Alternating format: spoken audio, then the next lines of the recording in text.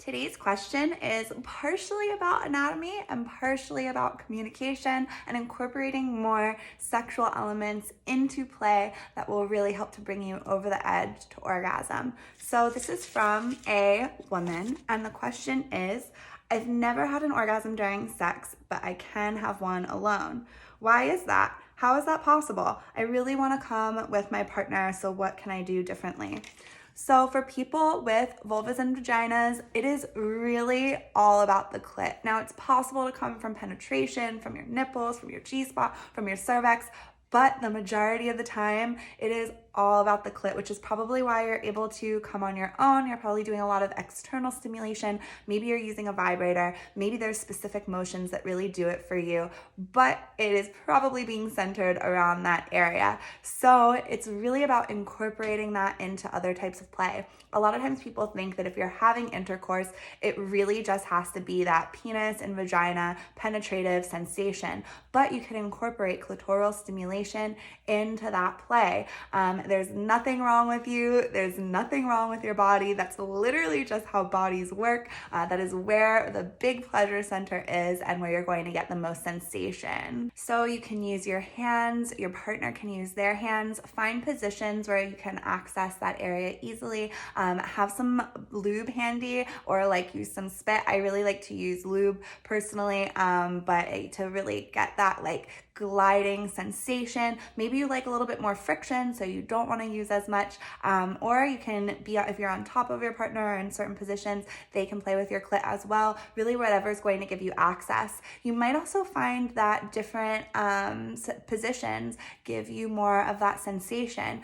In particular, being on top, you can really get kind of a gliding, grinding motion with your clit against like their pubic bone. There's different ways that you can kind of adjust missionary style where you can get kind of like that grinding motion as well. So you may find that those work better for you, and you can incorporate those more into your play. But I really want to highlight that the vast majority of people with vulvas and vaginas need that extra stimulation to help get them over the edge. And again, there's really nothing wrong with you. If you're watching porn and seeing people apparently coming from intercourse all the time, that's really not a great representation of reality. And even when you're exploring G-spot and cervical orgasms, that is usually something that you practice and work up to over time, and find the techniques that really massage those areas.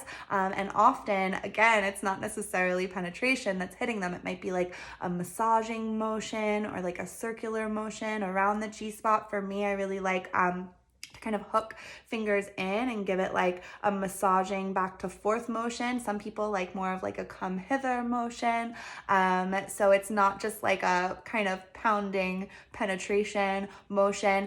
I personally have cervical orgasms, but again, it's not from just like the straight in and out motion. It's more of like a massaging up against the cervix kind of a motion. And even like if my partner is completely inside me, having that motion of kind of like spinning around to get that circular motion going in that type of direction. So it's really about playing with those different types of sensations, not just a straight in and out, and feeling into what feels good and what works for you in the moment. Also, do not be nervous to incorporate toys into play. A toy is not a replacement for a partner, and it's not a threat. So you can incorporate it into play to get that extra stimulation and that over-the-top sensation during intercourse. So I like to use like a tiny little bullet vibrator and place it in between us.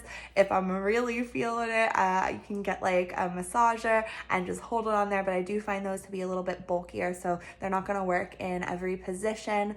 And a lot of people really like the suction type toys that give like an air pulsation, suction motion to really help go over the edge. You might find that if you are having like fast penetration, you can't really feel those sensations as much. So it might be a matter of your partner slowing down and kind of grinding into you in a very more gentle way to have that sensation of feeling full and feeling penetrated while still really getting to feel all the intensity of the clitoral stimulation. It can be a little bit of a sensation overload sometimes to have, a very hard, intense, penetrative sensation and be able to focus on anything else. So really feel into what is feeling good, what's maybe not feeling so good, and adjust accordingly. And your partner should be able to handle that feedback and not shame you for needing something a little bit different to get to your peak of pleasure. And if they are shaming you, then they are not a great partner. So I hope that helps you if you want some more tools to communicate with your partner and find new ways to incorporate your pleasure or expand and explore your pleasure in new ways. Come up to my coaching program and I would love to support you there.